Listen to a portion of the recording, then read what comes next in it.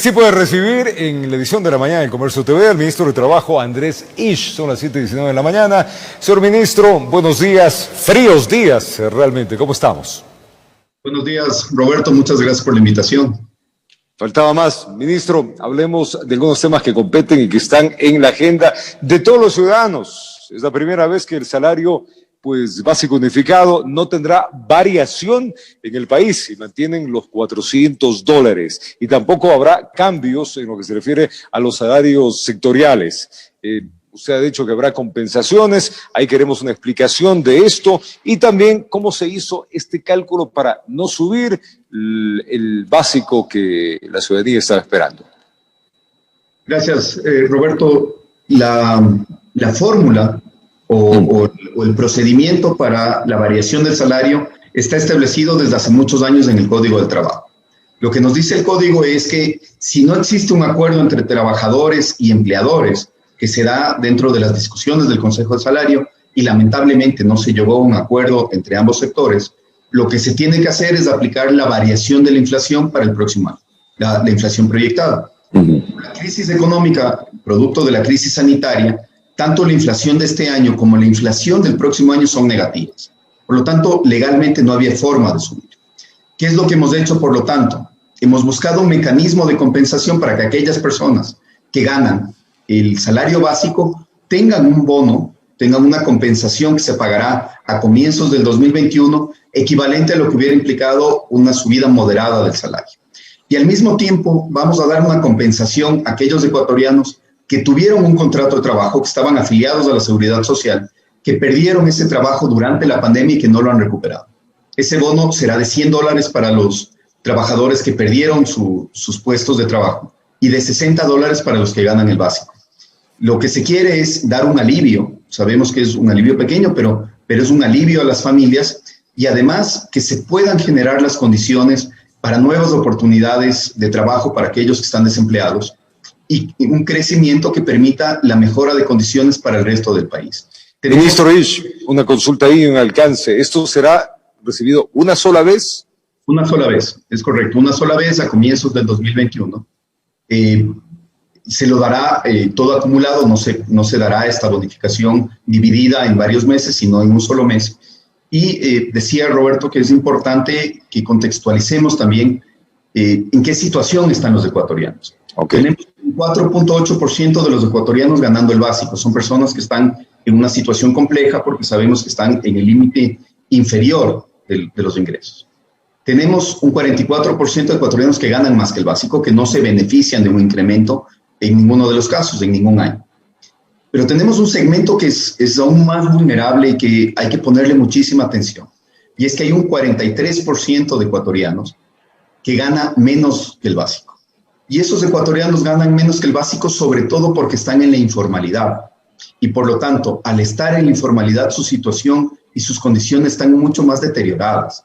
Creo que hay que hacer un esfuerzo muy grande como país para jalar a esas personas desde la informalidad y desde estas terribles condiciones que la informalidad genera hacia la formalización del trabajo. Este es un problema estructural, es un problema que viene desde hace muchísimos años, con números que se han mantenido relativamente estables de año a año. Y por lo tanto, las reformas que se requieren para esto tienen que ser estructurales. Tienen que ser reformas que quiten esas barreras que están impidiendo el acceso. Tienen que ser reformas que incentiven la formalización y reformas que incentiven la contratación. Aquí quisiera dar una buena noticia que se le anunció la semana anterior. Se va a presentar un paquete de reformas a la Asamblea que lo que va a hacer es facilitar e incentivar la contratación de mujeres en distintos espacios. Las mujeres tienen una situación aún más difícil que los hombres. Las mujeres ganan mucho menos en promedio que los hombres en el mismo trabajo. Un 45% de las mujeres no tiene acceso al empleo formal en relación a lo que tienen los hombres. Los nuevos contratos se están yendo desproporcionadamente hacia los hombres. Casi el doble de contratos se va hacia los hombres que hacia mujeres. Y además las mujeres no tienen caminos de crecimiento, porque las diferencias a medida que subimos en la pirámide empresarial son cada vez más grandes. En el tope de la pirámide empresarial, en los directorios, en los lugares de decisión, apenas un 5% de las mujeres están ahí. Por lo tanto, estas reformas lo que van a buscar es, con incentivos tributarios, con acciones afirmativas y además con la posibilidad de compartir licencias de maternidad y paternidad, que las mujeres tengan muchas más oportunidades y una situación mucho más equitativa y mucho más justa. Esto, lo que usted está hablando, ministro, es el proyecto Violeta. Ya me va a hablar un poquito más en extenso esto. Volvamos a un tema de los salarios, que me quedaron algunas dudas, ministro. Uno, producto de la pandemia, muchísimas empresas bajaron el mínimo. Hicieron, pues, ¿sabe qué? Usted ganaba 400, ahora como va a trabajar menos, vamos a hacer un proporcional y se quedamos en 300 y ahí se han quedado. ¿Qué va a pasar con eso? Si es que es en aplicación de la ley humanitaria, esos contratos progresivamente están regresando a las condiciones normales. Ya. Sirvió para evitar que esos trabajos se destruyan y los ecuatorianos pierdan de manera definitiva sus puestos. Por lo tanto, pensemos como una red de protección, ¿sí? Fue una red de protección que frenó la caída y que ahora tiene que servir para regresar a condiciones normales. Y lo que estamos viendo en los números es que cada vez hay menos contratos que tienen reducción de jornada. Han regresado paulatinamente a la normalidad. Por lo tanto, esperamos que esa tendencia se mantenga. Hay otros ecuatorianos que están contratados bajo la figura de jornada parcial permanente, es decir, de manera constante y desde el inicio de su trabajo, fueron contratados ya con una jornada a tiempo parcial, una jornada reducida. Por lo tanto, ahí lo que hay que buscar es cuáles son los caminos para que esos ecuatorianos puedan encontrar mejores oportunidades y además un trabajo a tiempo completo. Esa es parte de la necesidad y de la urgencia de las reformas estructurales. Y hay otros ecuatorianos que están trabajando menos tiempo, pero en condiciones de informalidad. Y es estamos claros. Ese es el punto de los informales que hay que tratar de irles jalando también. Paremos ahí, porque todo lo que usted me ha dicho, de acuerdo, esa es la idea que se tiene y la que he planteado y la que entraría. Pero el Frente Unitario de Trabajadores, los dirigentes han dicho que no están de acuerdo, que ellos anuncian que van a demandar la inconstitucionalidad de la norma y aparte de eso anuncian que se irán a las calles en enero. En la primera parte, Roberto, yo creo que es sano que un país discuta sus diferencias, discuta además visiones dentro de un marco democrático. Hacerlo a través de una demanda de inconstitucionalidad es un canal democrático. Nosotros hemos sido absolutamente respetuosos de las decisiones de la Corte Constitucional y lo seguiremos siendo. Esta medida, yo tengo la absoluta certeza que es una medida apegada a la ley, además con una obligación que nos impone la ley. Y por lo tanto, creo que la Corte Constitucional no encontrará ahí ningún viso de inconstitucionalidad. La segunda parte, la posibilidad de que esto se traslade a manifestaciones, a paralizaciones o a una confrontación, no creo que le ayude a nadie. Hay un legítimo derecho de manifestarse. Sin embargo, yo creo que un movimiento hacia una paralización de la economía o del Estado en cualquier sentido, lo único que va a hacer es agravar las condiciones de trabajo. Por lo tanto, mi invitación sería que estas diferencias se sigan discutiendo en espacios democráticos, pero siempre pensando en cuáles son las consecuencias para aquellas personas que están en la peor situación. Porque los que están en la peor situación no son los dirigentes sindicales que con muchísima legitimidad pueden expresar sus protestas, sino son las personas que están en la informalidad y que están en el desempleo. Creo que el esfuerzo del Ecuador es apuntar precisamente a mejorar las oportunidades para esas personas. Te doy un par de números que creo que son importantes. Las mujeres, la quinta parte de las mujeres, es decir, el quintil más bajo de las mujeres, gana aproximadamente $42 al mes. ¿Sí? Por lo tanto, la discusión del salario básico para esa quinta parte de las mujeres es una discusión etérea, es una discusión que ni siquiera está cercana a su realidad. Correcto. Y la mitad de las mujeres ganan en promedio menos de $200 al mes, por problemas de informalidad, por problemas de estructuras machistas que a veces hace que existan unidades productivas donde solamente el jefe de hogar recibe los ingresos a pesar de que toda la familia trabaja, y además por estos problemas de falta de oportunidades que son problemas sistémicos. Por lo tanto, creo que hay que pensar en todos los ecuatorianos el momento de definir las políticas públicas y tenemos que llegar a ese equilibrio tan adecuado entre la generación de oportunidades y libertades y la protección de derechos y de garantías. Solamente con ese equilibrio vamos a lograr relaciones laborales justas que puedan proyectarse en el tiempo. Ministro Rich, hay otro escenario más que también preocupa a otro escenario, que es el de la salud. Aquí hay una reforma o derogatoria de los artículos 10 y 40 del reglamento de la ley humanitaria, estableciendo pues la estabilidad laboral para las personas de la salud. ¿Cómo queda esto? Roberto, para la gente que nos escucha, creo que deberíamos explicarle un poco que primero estamos hablando de la ley humanitaria. La ley humanitaria lo que estableció en su articulado es que aquellos trabajadores de la salud que tenían un contrato ocasional o un nombramiento provisional durante la pandemia, antes de la expedición de la ley, que fue el 22 de junio, debían ser acreedores a un nombramiento definitivo. Correcto. El reglamento lo que ha hecho es compatibilizar esta norma con algunas normas que también están vigentes. Por ejemplo, el Código Monetario y Financiero, una de las cosas que exige es tener partidas presupuestarias para las contrataciones, como es obvio y necesario, si no, no se tendría cómo pagar estos contratos. La Ley de Servicio Público establece ciertos procedimientos para los concursos de oposición. Por lo tanto, el reglamento lo que ha hecho es compatibilizar todas estas normas. Se ha avanzado mucho, se tiene ya una norma técnica que va a permitir realizar los concursos y darles los contratos a los profesionales de la salud. Hay preocupación en algunos sectores, tanto de médicos como de algunos actores políticos, porque creen que el reglamento puede dejar fuera a personas que tengan derechos. Mi visión es que no creo que ese sea el caso. Sin embargo, hay una evidente voluntad para caminar hacia que se cumpla la ley, a llegar a tener los contratos y hacerlo de la manera más rápida posible. Creo que el debate en este momento tiene que ser, ¿cuál es el camino más rápido? Si una reforma al reglamento va a ayudar o por el contrario va a generar un problema adicional por una demora y una necesidad de cambios normativos.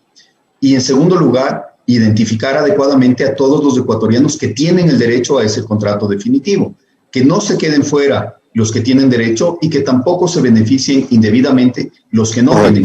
Por lo tanto, esas dos cosas se tienen que conseguir.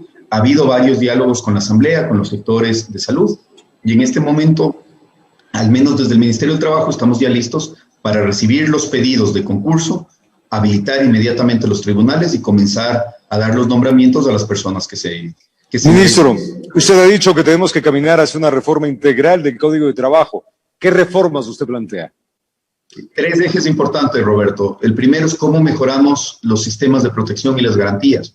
Ahí es fundamental e indispensable hablar de la jubilación patronal. La jubilación patronal se ha convertido en un incentivo al despido.